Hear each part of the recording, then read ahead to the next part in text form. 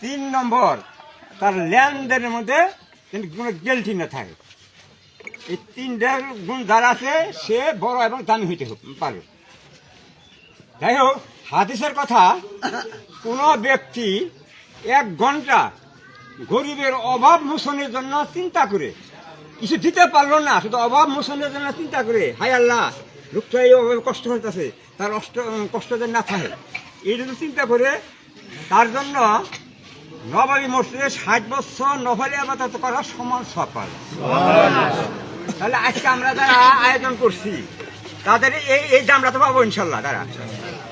আর এর সঙ্গে যদি কিছু দিতে পারি তাহলে 60-এর ডবল 120 বছর পরিশ্রম করলো, চিন্তাও করলো এবং কিছু দিতেও পারলো, তাহলে 120 বছরের নহলে আবাদত সব এনেবা।